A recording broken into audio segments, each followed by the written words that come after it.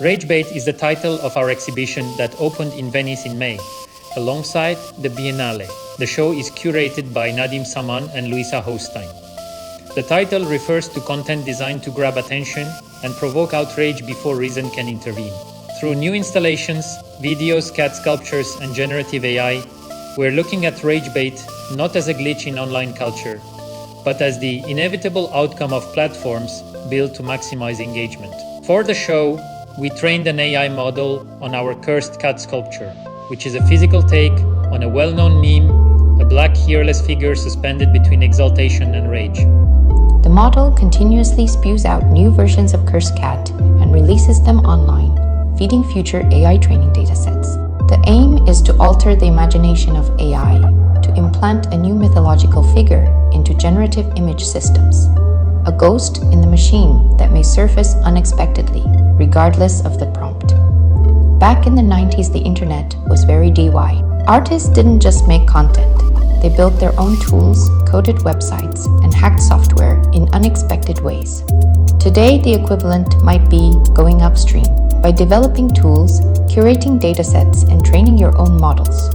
In a way, it might be a return to that early internet mindset, where the process mattered as much as the final result. In Rage Bait, visitors encounter Are You Still There?, a series of AI-generated videos in which Italian brain rot characters restage real conversations from a suicide prevention helpline. The conversations come from a publicly available dataset of murky origins. Though they predate AI, they have been used to train the very chatbots people now treat as substitutes for a psychoanalyst. Back in 1966, computer scientist Joseph Weizenbaum observed the so-called Eliza effect, the tendency to project emotional understanding onto machines that merely mirror our words. Today, Eliza effect is no longer an exception. It has become infrastructure. The internet itself functions as a giant mega-Eliza, algorithmically optimized to provoke emotions like rage, indignation, and hatred. Because these emotions are measurable, they can be exploited for profit and political manipulation. Memes no longer simply spread, they mobilize. Today, memes wage wars. In this exhibition, we try to slow down the speed of memes and AI images by turning them into physical sculptures, a slow, labor-intensive process. AI-generated versions of Cursed Cat were devirtualized into sculpture wood carved from the Dolomites, glass forged in Murano, or plastic food replicas from Japan. These techniques have long collective histories, forms of human craft intelligence passed down across generations. They stand in stark contrast to AI, where collective knowledge is extracted, centralized, and privatized. Wow! Wow! At the second venue of Rage Bait, our work, But I Love Human, is presented in a private swimming pool located next to Palladio's famous Redentor Church. It's a monumental site-specific video installation where pool water ripples with reflections of a large horizontal LED screen suspended above it.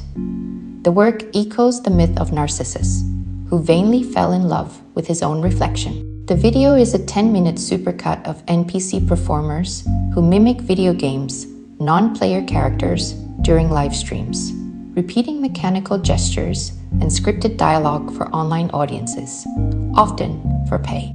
The work frames this practice as a symptom of a culture increasingly shaped by algorithmic demand, content produced to juice the algo.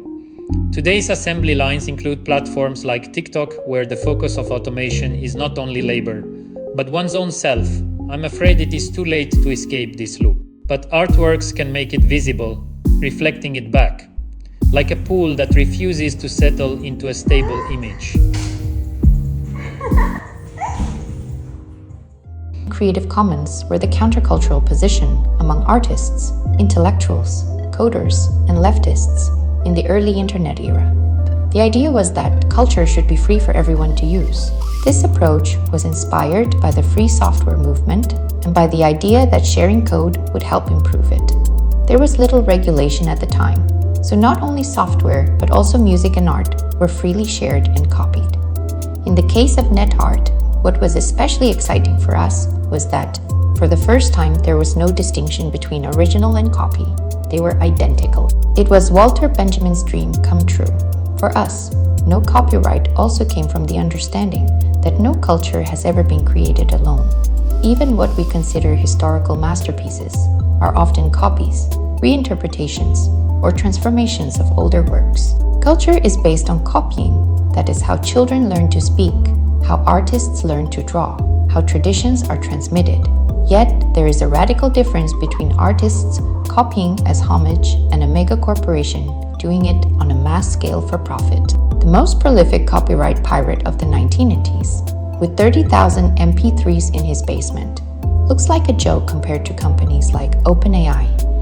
What was once perceived as piracy or counterculture is now fueling one of the central engines of the US economy. Our work has always navigated the contradiction.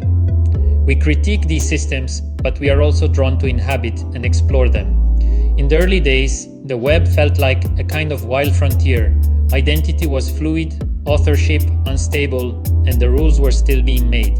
We were drawn to myth-making, hoaxes, and the ease with which reality could be bent online. Over time, platforms became centralized and extractive. Our focus shifted from playful subversion to looking at how these systems shape behavior, emotion, and even morality, rewarding intensity over nuance. This exhibition continues that trajectory. Rage bait isn't an anomaly. It's a core feature of an attention economy where outrage travels fastest. We try to make this contradiction visible, tangible, tracing how online dynamics spill into bodies, politics, and physical space, mirroring our own shift from imagining what the internet could be to confronting what it has become.